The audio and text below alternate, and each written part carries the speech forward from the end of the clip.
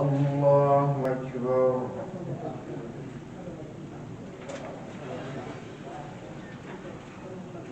الحمد لله رب العالمين الرحمن الرحيم مالك يوم الدين. إياك نعبد وإياك نستعين. اهدنا الصراط المستقيم صراط الذين أنعمت عليهم غير المغضوب عليهم ولا الضالين. آمين. طه ما أنزلنا عليك القرآن لتشقى إلا تذكرة لمن يخشى تنزيلا ممن خلق الأرض والسماوات العلى الرحمن على العرش استوى له ما في السماوات وما في الأرض وما بينهما وما تحت الثرى وإن تجهر بالقول فإنه يعلم السر وأخفى الله لا إله إلا هو له الأسماء الحسنى. وهل أتاك حديث موسى إذ رأى نارا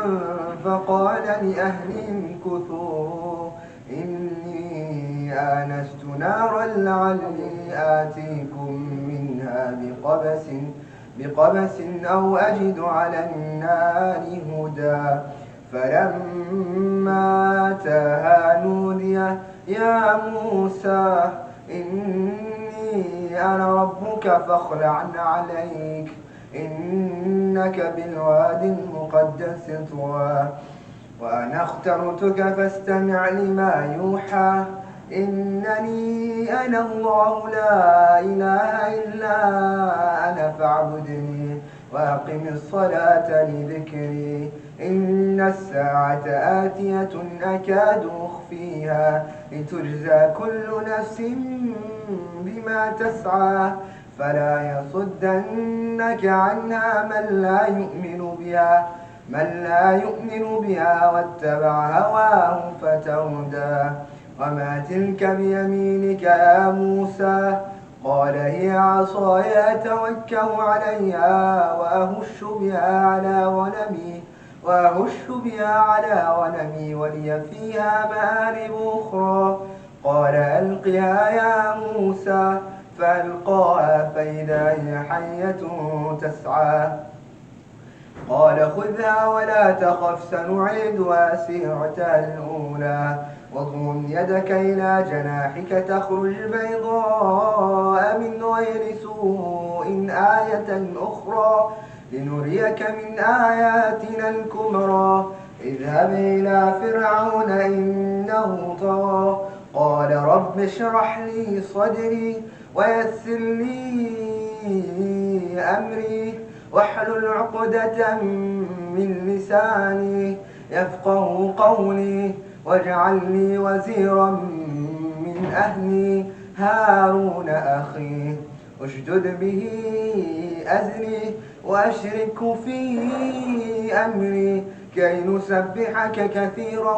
ونذكرك كثيرا إنك كنت بنا بصيرا. قال قد أوتيت سؤلك يا موسى ولقد مننا عليك مرة أخرى إذ أوحينا إلى أمك ما يوحى أن اقذفيه في